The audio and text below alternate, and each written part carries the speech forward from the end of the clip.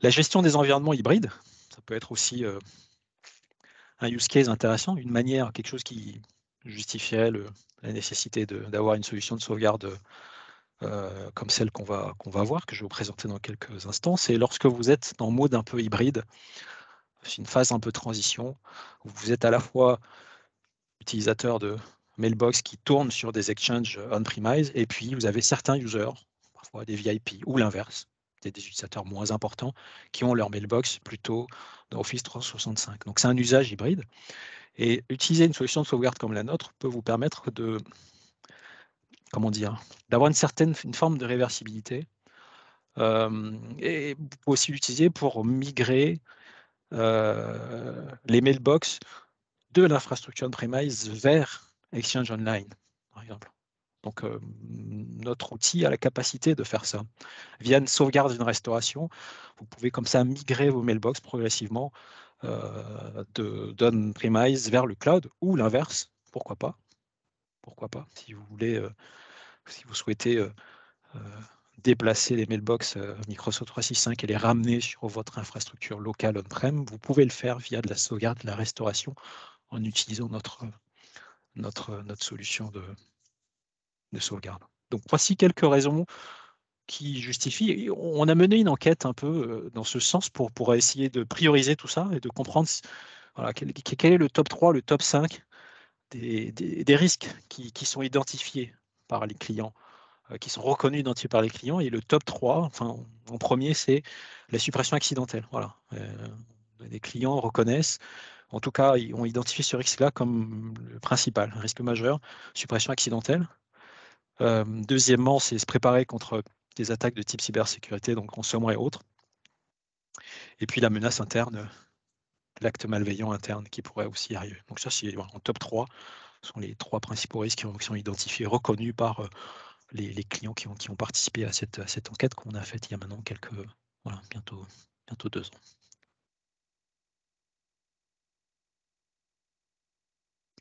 Si je reviens un peu sur tout ce qui est retention policy de Microsoft, et ça, c'est ce qui est proposé par Microsoft. Encore une fois, ce n'est pas de la sauvegarde, mais voilà, on va dire que c'est mieux que rien, c'est du best effort, mais c'est totalement insuffisant pour couvrir tous les risques, et totalement insuffisant si vous voulez vraiment avoir une stratégie de protection de données qui soit résiliente, suffisamment résiliente et robuste. C'est réellement insuffisant. Pourquoi c'est insuffisant? Parce qu'on voit bien ici que si vous regardez, qu'est-ce qu'on peut prendre, hein? Prenons par exemple Delete Items. On prend le cas d'une mailbox dans laquelle l'utilisateur supprime un mail. Vous avez plusieurs niveaux de corbeille au niveau sur Exchange et Outlook. Vous supprimez un mail, vous avez une corbeille visible. Si vous faites un Shift Delete, ça passe dans une corbeille qui n'est plus tout à fait visible dans Outlook. On peut la retrouver avec un peu plus de clics, mais c'est déjà plus compliqué de récupérer l'objet qui a été supprimé. Et puis si c'est supprimé de cette deuxième corbeille, après, il n'y a plus grand-chose à faire. Tout ce qui est deleted items, c'est conservé 30 jours dans les corbeilles par Microsoft. Vous voyez ici, deleted items. Donc recycle bin, c'est la corbeille, Microsoft 30 jours. Au-delà de 30 jours, c'est supprimé de manière permanente. Donc c'est supprimé de manière permanente. Donc si un objet a été supprimé de manière malencontreuse, donc sans faire exprès, et qu'on s'en rend compte 2 mois après, c'est compliqué de récupérer la donnée. Ça a probablement été supprimé de toutes les corbeilles de Microsoft, et donc sans solution de sauvegarde avec une rétention, une durée de conservation plus longue qui a été définie à partir d'une solution de sauvegarde comme celle de Vim, vous retrouverez dans l'incapacité de pouvoir restaurer et récupérer vos données. Et donc ça, j'ai pris l'exemple d'Exchange, Mailbox, parce que c'est la messagerie et le service qui est le plus utilisé. Mais pour les autres types de données, c'est sensiblement la même chose. Pour du SharePoint, vous avez un premier niveau, deuxième niveau. Pour SharePoint, c'est un peu plus long. On peut aller jusqu'à 93 jours, par exemple. OneDrive, c'est pareil. Au-delà de ça, c'est supprimé de manière permanente. Lorsqu'un employé quitte l'entreprise, récupère la licence Office 365, la mailbox est conservée 30 jours. Au-delà des 30 jours, c'est supprimé de manière permanente. Donc on voit grosso modo, au-delà d'un mois, au-delà de 30 jours, on commence à perdre beaucoup de données, quoi, hein, tout ce qui est tout ce qui est conservé au-delà des 30 jours, les données sont supprimées. Donc, c'est nécessaire d'avoir sa sauvegarde et de pouvoir définir, comme ici, durée de conservation, avoir la latitude de définir une durée de conservation qui correspond à votre stratégie de protection de données, qui correspond à votre politique de sauvegarde. La durée de conservation dépend du type de données, du niveau de la criticité de la donnée, des exigences réglementaires qui vous sont imposées sur la donnée. Et donc, sans une solution de sauvegarde, vous n'avez pas cette latitude de définir la durée de conservation. Vim va vous permettre de définir une durée de conservation qui correspond à vos besoins. Et donc, c'est assez large. Vous voyez, on peut remonter à 5 ans. On peut même faire une conservation continue, infinie, forever, pour toujours. Donc voilà, vraiment beaucoup de flexibilité dans la définition de cette durée de conservation. Et là, on voit, alors tout est vert effectivement parce que j'ai repris tous les scénarios précédents, l'employé qui quitte l'entreprise, le mail qui est supprimé. Si vous avez une sauvegarde, vous définissez la durée de conservation et à tout moment, vous pouvez restaurer, revenir en arrière si vous le souhaitez ou conserver la donnée pendant plusieurs mois, plusieurs années.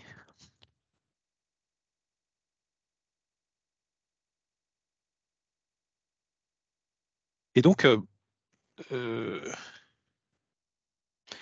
Vim, on va vous aider dans cette démarche avec une solution qui s'appelle Vim Backup for Microsoft 365. Vim Backup for Microsoft 365. C'est cet outil qui va permettre de sauvegarder l'intégralité des données Microsoft 365, donc Exchange, SharePoint, Teams et OneDrive. Tous ces services que vous utilisez, peu importe, vous pouvez utiliser l'ensemble des services ou utiliser partiellement les services de Microsoft 365. Vim va pouvoir sauvegarder, protéger l'ensemble. Vous allez pouvoir définir le stockage dans lequel vous souhaitez stocker ces données. Vous allez définir aussi la rétention dans laquelle vous allez pouvoir conserver tout ça. Je vais rapidement vous montrer pour que ce soit peut-être un peu plus concret.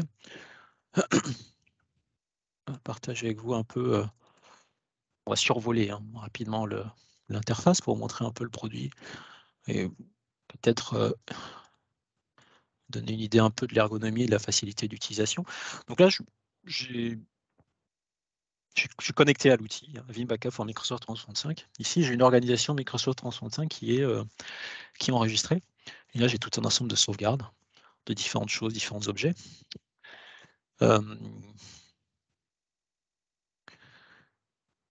Ici, voilà.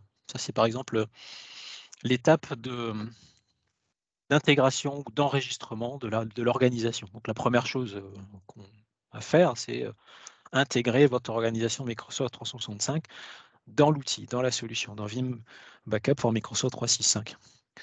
Ensuite, vous définissez les types de services que vous voulez protéger. Vous pouvez protéger l'ensemble des services, mais vous pouvez être plus granulaire. Si vous êtes utilisateur simplement de la messagerie et si vous n'utilisez pas le reste des services, vous pouvez le définir ici. Donc les services Exchange, SharePoint, OneDrive ou Teams. Voilà. Vous pouvez faire du granulaire ici et définir le scope de protection que vous souhaitez mettre en œuvre. Et puis après, c'est des aspects d'authentification, donc deux types d'authentification. L'authentification moderne qui est plébiscitée maintenant par Microsoft, avec les certificats au niveau authentification des applications, ou l'authentification basique, qui est un peu ancienne. C'était le premier type d'authentification configurée. Une fois que tout ça c'est fait, vous voyez apparaître ici l'organisation, et l'étape après, c'est de définir les sauvegardes. Voilà, dire à l'outil ce que vous souhaitez sauvegarder comme type d'objet. Juste pour vous montrer le type, je vais prendre une sauvegarde existante, et puis on va parcourir, montrer quelques possibilités. Ça me permet d'illustrer un peu la flexibilité de la solution. Donc ça, c'est un job de sauvegarde que je vais éditer.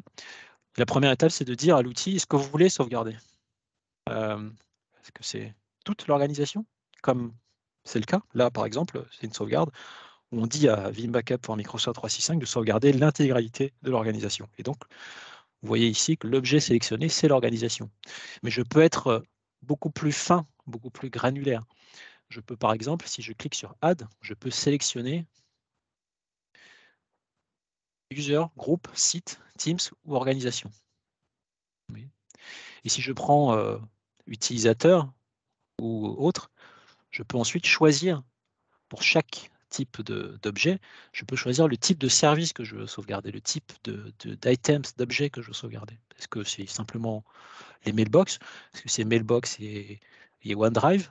Est-ce que c'est OneDrive SharePoint? Est-ce que Teams aussi étant utilisé, je veux le sauvegarder? Donc vous avez vraiment, pour chaque type d'objet, une granularité sur le type de données que vous souhaitez protéger et sauvegarder, hein, envoyer dans un repository de stockage. Vous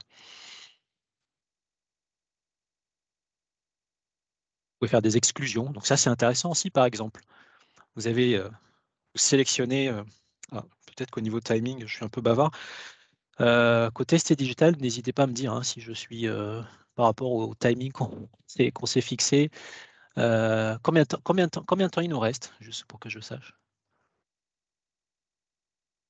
Alors, pour être honnête, Arnaud, il te Oui. reste 2 minutes avant le planning de session de questions-réponses. Ok. Mais Ok. pour être honnête, tu es plutôt intéressant, Arnaud, dans ce que tu racontes. Bon, Donc, je t'invite à j'espère que tout continuer le monde parce que c'est partage ton avis. plutôt. Bon, très bien. Je vais essayer de ne pas être trop bavard et puis on passera aux questions-réponses.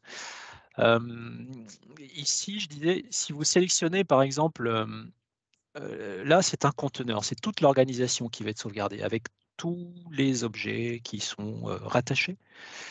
Et si dans cette organisation, vous voulez exclure des choses, vous pouvez le faire à l'étape suivante. Ça permet de voilà, exclure certains utilisateurs, exclure certains groupes, exclure la partie Teams. Enfin bref, on peut vraiment exclure tout ça. Voilà. Donc ça, c'est plutôt intéressant. Et puis après, dans l'assistant de configuration, c'est la partie infra. Voilà, c'est dire Vim, définir le proxy et surtout le repository. Le repository chez Vim, c'est l'espace de stockage. C'est une terminologie Vim pour faire allusion à l'espace de stockage qu'on peut utiliser pour sauvegarder tout ça. On verra peut-être tout à l'heure au niveau. Il y a un petit schéma qui vous explique, mais vous pouvez sauvegarder sur du stockage traditionnel, stockage bloc. Vous pouvez sauvegarder sur du stockage objet. Vous pouvez sauvegarder tout ça dans Azure. Oui, vous pouvez acheter du stockage dans Azure et stocker tout ça dans Azure. Vous pouvez aussi utiliser du stockage on-premise et rapatrier vos sauvegardes en local. Vous pouvez vous dire, peut-être pas bien de mettre tous vos œufs dans le même panier et puis prendre le stockage peut-être ailleurs. ST Digital propose du stockage cloud. Vous pouvez envoyer vos sauvegardes vers du stockage cloud. Voilà. Et vous avez une flexibilité très importante avec la solution. Et ce qui fait qu'on va savoir s'adapter à tous vos besoins, vos préférences, vos affinités. La solution est suffisamment flexible pour vous donner cette latitude-là dans vos choix. Et puis après, c'est des choses classiques. Hein, la planification des sauvegardes, à quelle heure je vais déclencher mes sauvegardes de manière journalière ou voilà, ça c'est une sauvegarde périodique toutes les 5 minutes. Enfin voilà. Donc ça c'est des choses assez traditionnelles pour une tâche de sauvegarde. Quand c'est sauvegardé, voilà, vous avez ici évidemment des notifications. Vous pouvez configurer des notifications pour être prévenu des échecs, des erreurs potentielles.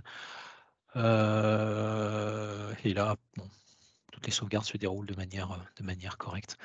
Pour la restauration, parlons un peu restauration. Si vous avez besoin de restaurer un objet, vous voyez, vous pouvez. On a Exchange, SharePoint, OneDrive et Teams. Si on prend Exchange par exemple,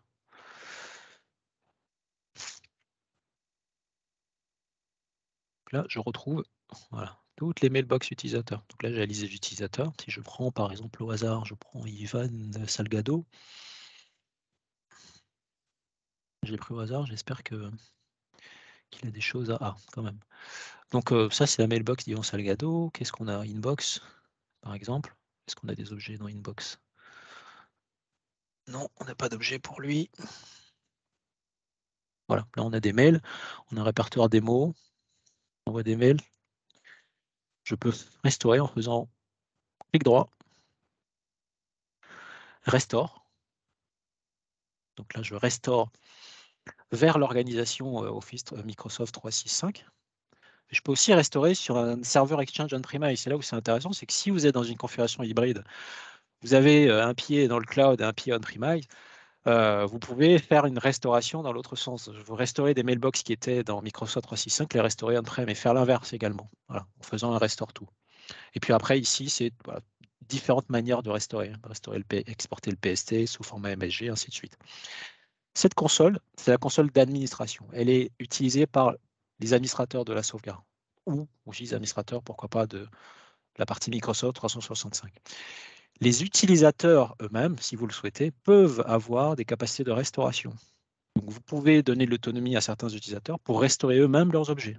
Donc, il y a un portail web qui existe. Là, je ne peux pas vous le montrer, mais il y a un portail web de restauration. Les utilisateurs se loguent et ils ont accès à l'ensemble de leurs sauvegardes et ils peuvent déclencher eux-mêmes leur restauration pour être totalement autonomes en termes de restauration. Donc, on peut combiner les deux.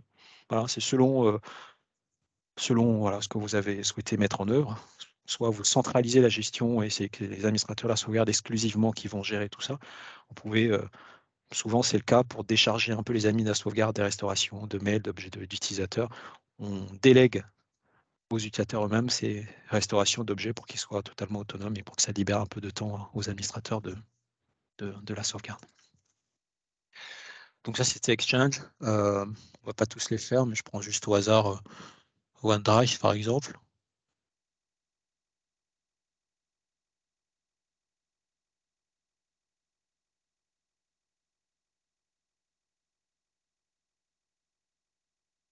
Quelques utilisateurs, quelques OneDrive.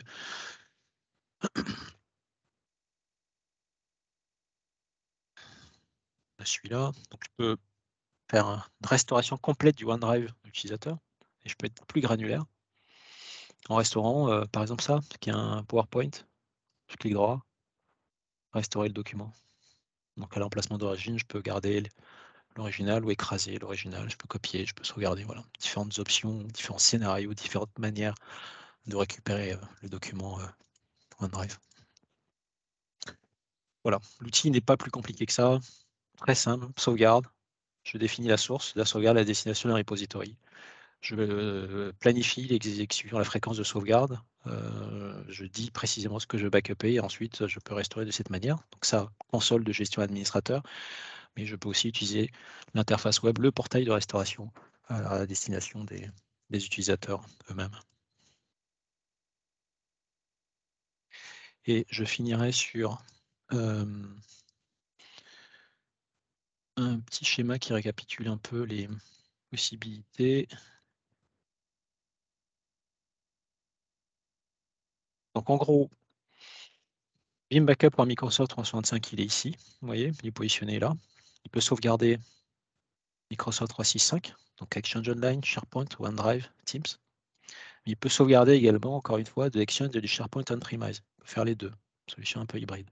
Donc je peux sauvegarder ici et restaurer là. Je peux sauvegarder ici et restaurer là. Ce qui me permet on peut l'utiliser pour des migrations de mailbox vers le cloud. Vous sauvegardez les mailbox on-prem et puis vous les restaurez directement dans Office 365, dans la même organisation. Donc ça, c'est la partie sauvegarde. Il faut définir des destinations. Hein, vous sauvegardez, mais il faut sauvegarder sur un média, sur un support, dans un réceptacle de sauvegarde. Et encore une fois, il y a beaucoup de flexibilité. Vous pouvez sauvegarder sur du stockage objet dans le cloud, donc cloud public ou fournisseur de services cloud comme ST Digital par exemple, avec du stockage objet S3. Sinon, vous avez de l'Amazon, vous avez ici du Blob Azure, de l'IBM. Voilà, vous avez une flexibilité totale. C'est à vous de choisir le meilleur réceptacle pour vos sauvegardes en fonction de critères de coût, les affinités que vous pouvez avoir, ainsi de suite. Et vous pouvez aussi sauvegarder en local, sur du stockage local sur on-premise, et sauvegarder sur du stockage S3 on-premise également. Voilà. Pour ce qui est de la restauration, on l'a vu à l'instant. Alors, ça c'est encore du stockage objet, ça permet d'avoir deux copies de sauvegarde. Effectivement, je n'ai pas abordé ce point-là, mais c'est important de mettre en œuvre le principe du 3-2-1, la règle du 3-2-1 qu'on évoque très régulièrement pour la sauvegarde des serveurs, des machines virtuelles. Ce principe, il dit qu'il faut au minimum avoir deux copies de sauvegarde, hein, pour faire simple. une copie locale et une copie externalisée. Et donc là, l'idée, c'est de faire une première sauvegarde ici, donc c'est la partie stockée, et ensuite faire une copie pour avoir une deuxième copie de sauvegarde sur cette fois-ci du stockage objet, qui financièrement est très intéressant parce que c'est un stockage objet glacier, Deep Archive ou du blob chez Microsoft. Donc c'est du stockage objet qui coûte, qui est intéressant financièrement parce que les performances d'accès de lecture sont, en tout cas ce qui est visé, c'est pas la performance, c'est plutôt proposer du capacitif. Donc ça peut être très intéressant lorsqu'on a des durées de conservation importantes ou qu'on souhaite conserver sur des durées très longues. On peut utiliser du glacier ou du Deep Archive, par exemple, pour réduire les coûts. Et pour ce qui est de la restauration, on l'a vu tout à l'heure, la restauration, on utilise, ce sont des utilitaires Vim, alors qui sont intégrés, totalement intégrés dans l'outil, vous avez vu tout à l'heure, qui permettent de restaurer la partie Exchange, la partie SharePoint, OneDrive et Teams. Donc il n'y a pas un utilitaire unique pour tout faire parce que toutes ces données ont leur spécificité. Les données Mailbox ne sont pas les données SharePoint, ce n'est pas tout à fait les mêmes données. OneDrive, c'est pareil. Alors Teams, c'est une combinaison des deux. C'est un peu du SharePoint et un peu de OneDrive, mais il y a un utilitaire spécifique Vim qui permet de restaurer les objets Teams, donc les discussions, les canaux Teams, ainsi de suite. Okay. Donc voilà, ce schéma, il peut, au premier abord, il peut paraître un peu assez dense, un peu compliqué, mais voilà, lorsqu'on le déroule comme ça de la droite vers la gauche, je pense que ça facilite la compréhension.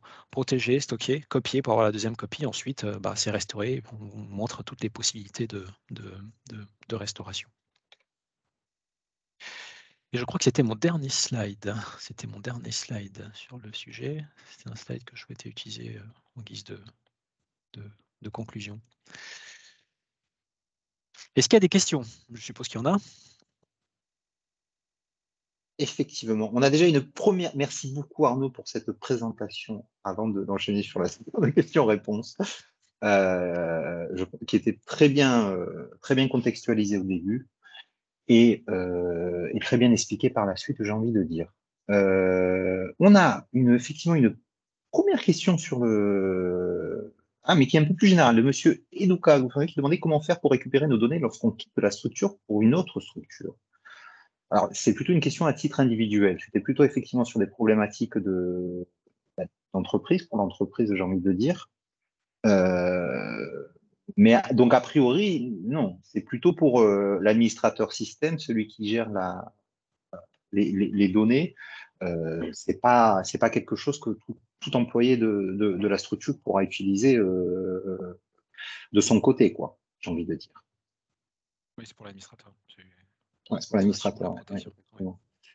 Voilà. Je ne sais pas que vous avez entendu, monsieur Eduka, effectivement, c'est une solution qui est plutôt faite pour l'entreprise, pour s'assurer de pas perdre les données, d'assurer la continuité d'activité. Et justement, d'ailleurs, dans le cas de départ de l'entreprise et de nouveaux venus de l'entreprise, que à titre personnel. Ça, chez Eduka, je crois qu'il faut continuer à utiliser les vieilles méthodes de clé USB et de mail avant de quitter l'entreprise pour les données. Mais bon, ça aussi, c'est très réglementé dans de l'entreprise, donc c'est pas trop des choses qui sont recommandées. Alors, du côté effectivement, on a fini la présentation. Est-ce que je vous invite donc à ceux qui veulent le faire, bien évidemment, à lever la main dans le menu pour poser votre question à micro ouvert à Arnaud directement.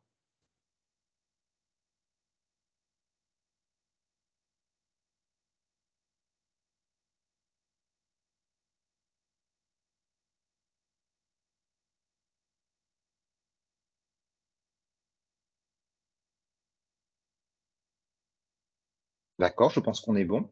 Je vais en profiter quand même 2 petites minutes pour insister effectivement sur ce que tu as mis sur la table tout à l'heure, Arnaud.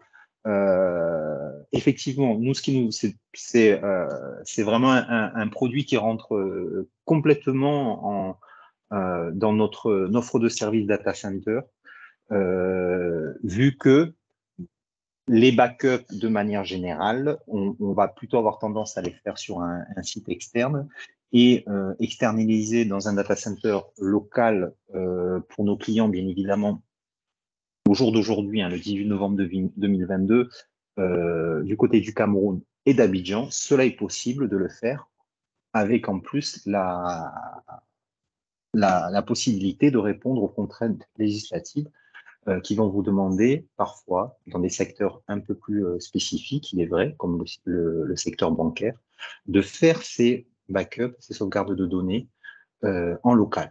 D'accord? Vous aurez un pass, j'ai envie de dire, pour utiliser M365 et que vos données soient, j'ai envie de dire, soient à disposition pour la partie du travail du côté de chez Microsoft. Mais par contre, le backup va vraisemblablement vous être demandé d'être fait en local. Et donc, c'est une formidable opportunité pour nos clients, notamment bancaires et autres, ceux qui sont plus soumis aux réglementations, cette offre de VIM accompagnée par l'offre de ST Digital d'hébergement au data center. Voilà, ça vous permet de ne pas toucher à votre infra pour les backups, surtout quand on s'agit des données de M365 qui concernent la plupart des employés de l'entreprise, surtout avec un OneDrive qui vous offre 1 Tera de stockage, j'allais dire pratiquement offert, mais inclus. Au prix où c'est vendu, j'ai envie de dire, c'est pratiquement donné.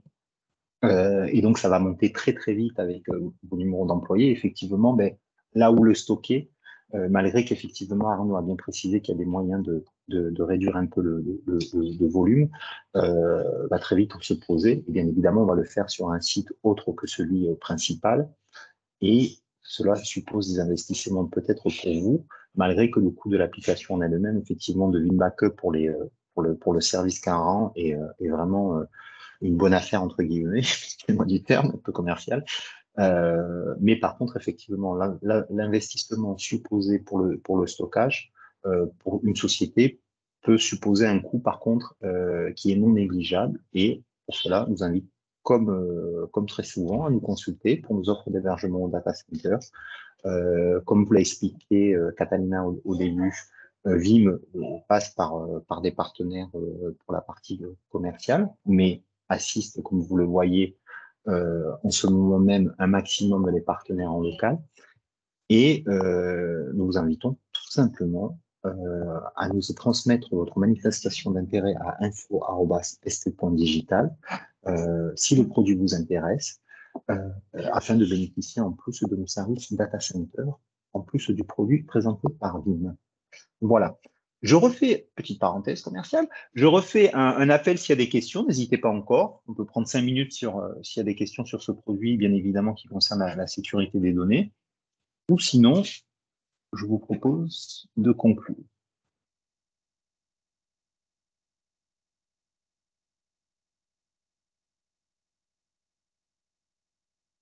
Ok, mais je pense qu'on est bon. Merci à tous, merci de votre présence. Merci à Catalina et merci à Arnaud pour cette excellente présentation qui, je pense, était vraiment très, très claire. Et je pense même, Arnaud, est-ce qu'on pourra partager la présentation après à ceux qui seraient intéressés? Ah, super.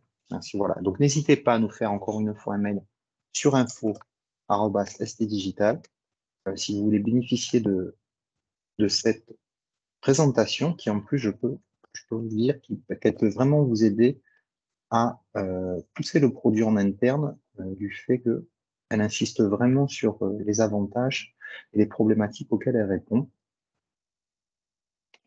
Voilà. Fabrice va vous mettre aussi sur le chat les articles de notre blog qui ont été consacrés à Vim dernièrement, où on retrouve notamment la solution de backup 365. Et nous vous donnons rendez-vous la semaine prochaine pour un nouveau webinaire, une nouvelle fois consacré à la sécurité des systèmes d'information. Vous recevrez, excusez-moi, les invitations sont ouvertes. On va vous mettre sur le chat le lien vers notre blog sur le chat et vous recevrez de toute façon les emails pour cet événement en début de semaine également pour vous inviter à vous inscrire. Et encore une fois, vous avez tout ceci sur nos réseaux sociaux. N'hésitez pas à les consulter. Catalina, peut-être un mot de fin de ton côté. Oui, merci beaucoup Jean-Philippe, merci Ah bah, je t'en prie. Arnaud, merci à tous d'avoir participé à ce webinaire. Tout ce que je peux rajouter, qu'on a vraiment hâte d'apprendre quel est le retour par rapport à ce webinaire, quelle est votre stratégie actuelle en termes de protection des données Microsoft 365, bien sûr. Et bien évidemment, je suis aussi curieuse de savoir qu'est-ce qu'on peut faire, nous tous, l'équipe de Vim et l'équipe de ST Digital, pour vous aider à améliorer peut-être cette stratégie-là. Donc, je vous invite chaleureusement à nous contacter pour toute demande de renseignements supplémentaires. On reste tous à votre disposition et à l'écoute. Merci beaucoup. Effectivement, n'hésitez pas à demander même des rendez-vous de consultation sur Teams, mais qui vous seront consacrés à vous, à votre équipe, à vous, à votre direction. Ce n'est pas un problème. Voilà. Bonne fin de journée. À Merci la semaine prochaine. beaucoup. Bonne fin de Au journée. Au revoir. revoir. Au revoir à Merci. Au tous, bon week-end. revoir. Bon week-end.